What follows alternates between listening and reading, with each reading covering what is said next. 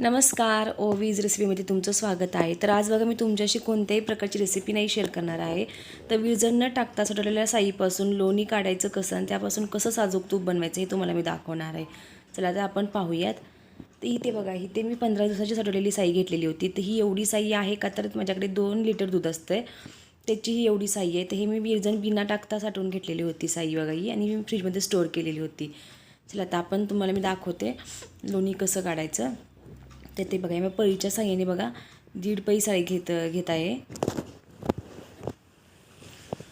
तर आपल्याला अशा मोठ्या प्रकारचंच भांडं घ्यायचं आहे साई हलवताना. तर हे बघा आता ही 1.5 पळी इथे टाकून घेतलेलं आहे मी, आणि ह्याच्यामध्ये पाणीही मी 1.5 फुलपात्रच वापरणार आहे. हे अख्खं फुलपात्र भरून घेतलेलं आहे. आणखीन थोडंसं घेणार आहे बघा वरती. जास्त पाण्याचा आपल्याला वापर नाही करायचा, नाहीतर बघा मिक्सरच्या भांड्यातून बाहेर येणार. चला आता आपण हे टोपण लावून चालू करूयात मिक्सर.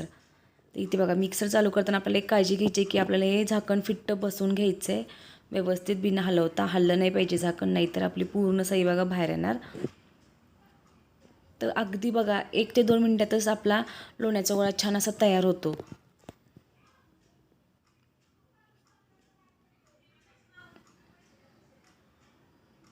तर इथे बघा आता आपलं लोणी बनायला सुरुवात झालेली आहे. इथे तुम्ही बघू शकता जे असं इथे दिसत आहेत ना कणकण बघा पांढऱ्या कलरचे, ते हे आपलं लोणी व्हायला तयार झालेलं आहे. तुम्ही ह्याच्यावरूनही ओळखू शकता. तर ही एक ट्रिक आहे बघा आपलं लोणी झालं आहे की नाही ओळखायची. चला तर आता आपण झाकण काढून बघूयात. आपण अगोदर मिक्सर बंद करून घेऊयात. तर इथे बघा मी मिक्सर बंद करून घेतलेला आहे आणि आपल्या इथे छान असा मस्त लोण्याचा गोळा तयार झालेला आहे. तुम्हाला मी चमच्याच्या साहाय्याने दाखवते बघा किती छान असा मस्त असा गोळा तयार झालेला आहे. तर अगदी साधी सोपी पद्धत आहे. तर आता हे मी ना एका दुसऱ्या पातेल्यामध्ये ओतून घेणार आहे, आणि बघा पुन्हा मिक्सरचं भांडं ठेवून घेतलेलं आहे, आणि त्याच पद्धतीने मी ही भांडं देखील साईचं हा बघा हलवून घेणार आहे. तर हे तेव्हा मी 1.5 पळीचाच वापर करणार आहे, जास्त साई नाही आपल्याला घालायची, का तर हे भांड्यातून बाहेर येऊ शकते. आणि पाणीही मी 1.5 फुलपात्रच वापरणार आहे, त्याच्यापेक्षा तुम्ही कमीही वापरू शकता. आणि ते बघा पाण्याचा आपल्याला थंड पाण्याचाच वापर करायचा आहे. चला आता पुन्हा मिक्सर चालू करून घेणार आहे, आणि त्या पद्धतीनेच बघा मी पूर्ण अशी साई बघा काढून घेतलेली आहे. पूर्ण याचं लोणी असं छान करून घेतलेलं आहे. बघा तुम्हाला पळीच्या साह्याने दाखवते किती छान असं लोणी, एकदम घट्टसं लोणी निघालेलं आहे. तुम्ही बघू शकता. तर ही तुम्ही असं पळीच्या साह्याने देखील सेपरेट करू शकता. हे बघा मी असं पूर्ण तुम्ही मिक्स करून पळीच्या साह्याने देखील सेपरेट केलं तरी चालेल, किंवा छोट्या चमच्याने पण केलं तरी चालेल. पण इथे बघा आता मी हाताने करणार आहे. तर हाताने ना हे पटकन होतं बघा, जास्त वेळ नाही लागत. तुम्ही थोडं जरी ते हाताने असं फिरवून घेतलं ना तरी लगेच असा लोण्याचा गोळा बघा तयार होतो. आणि बघा एकही असं लोण्याचा कण ना हे होत नाही बघा, राहत नाही. हाताने पूर्ण असं तुम्ही छान असा गोळा तयार करून घ्यायचा आहे. तर तुम्हाला बघा जर साई स्टोअर करायची असेल तर तुम्ही जर फ्रीजमध्ये जर साई स्टोअर करत असाल, साचवून ठेवत असाल, तर तुमची पटकन अशी बघा लोणी निघतं. आणि जर तुम्ही बाहेर ठेवत असाल तर तुम्हाला ना आपल्याला लोणी हलवायच्या अगोदर, साई हलवायच्या अगोदर थोड्या वेळासाठी अर्ध्या तासासाठी का होईना पण ही साई आपल्याला फ्रीजमध्ये ठेवून घ्यायची आहे. म्हणजे ना छान असं बघा लोण्याचा गोळा आपला पटकन 1 ते 2 मिनटातच आपलं निघून जातं आहे. तर इथे बघा लोण्याचा असा छान असा गोळा तयार झालेला आहे. आता हे ना मी लोणी दुसऱ्या भांड्यामध्ये काढून घेणार आहे.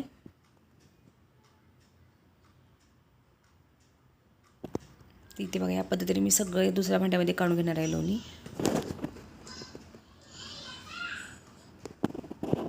आता बघा लोणी पूर्ण माझं काढून झालेलं आहे, आणि जे हे राहिलेलं ताक आहे तर हे ताक आंबट नाही आहे, ह्यासाठी आता मी झाडांना घालून टाकणार आहे. ह्याचा मी नाही खाण्यासाठी वापर करणार आहे. जेव्हा तुम्ही साई बाहेर साठवता रूम टेम्परेचरला त्यावेळेस तुम्ही ते खाऊ शकतात, का तर ते आंबट असतं, त्याच्यामध्ये आंबटपणा असतो आहे. तर इथे बघा हे आता मी पूर्ण असं लोणी काढून घेतलेलं आहे. तर ह्याच्यामध्ये हे बघा मी आता छान असं स्वच्छ पाणी ओतून घेणार आहे, आणि अशा प्रकारेच बघा अशा पद्धतीनेच हाताच्या साह्यानेच मी बघा पूर्ण असं 3 ते 4 वेळा लोणी धुवून घेणार आहे. हे बघा हे आपण असं लोणी धुवून घेतलं तर हे पाणी असं पांढरं दिसतं, हे पाणी आपण काढून टाकायचं आणि परत आपण दुसरं पाणी घालून घ्यायचं. असं 3 ते 4 वेळा आपल्याला करायचं आहे. जेव्हा बघा हे पाणी असं पूर्ण स्वच्छ दिसेल ना त्यावेळेस समजायचं की आपलं लोणी चांगलं असं धुतलं गेलेलं आहे.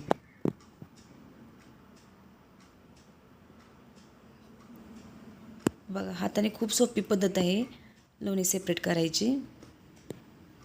आता बघा 3 ते 4 वेळा मी धुवून घेतलेलं होतं, ते इथे बघा आता स्वच्छ असं पाणी झालेलं आहे. आता आपलं लोणी छान असं धुवून झालेलं आहे. त्याच्यातलं पूर्ण असं जे काय वास वगैरे असेल, समजा आंबटपणा असेल, जर तुम्ही रूम टेम्परेचरला साठवला असेल त्यातला आंबटपणाही बघा निघून जाते. त्यासाठी तुम्हाला ते 3 ते 4 वेळा धुवून घ्यायचं आहे.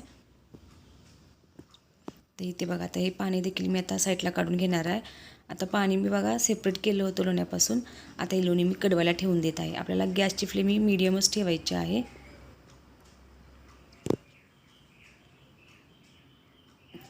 तुम्ही बघू शकता आपलं लोणी छान असं बघा उकळायला सुरुवात झालेली आहे. तर इथे बघा आता हळूहळू आपलं तूप तयार व्हायला लागलेलं आहे.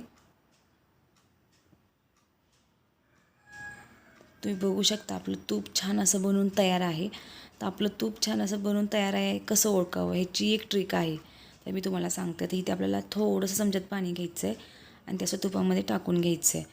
तर इथे बघा जेव्हा असं तूप असं तडतडलं जातं ना, जेव्हा बघा तेलामध्ये पाणी पडतं आणि तेल असं एकदम तडतडतं, तशा प्रकारे बघा तुपाचं देखील होतं. जेव्हा तुम्ही तुपामध्ये पाणी टाकता ना, तेव्हा बघा तूप असं तडतडलं जातात. त्यावेळेस ओळखायचं की आपलं तूप कडलं गेलेलं आहे.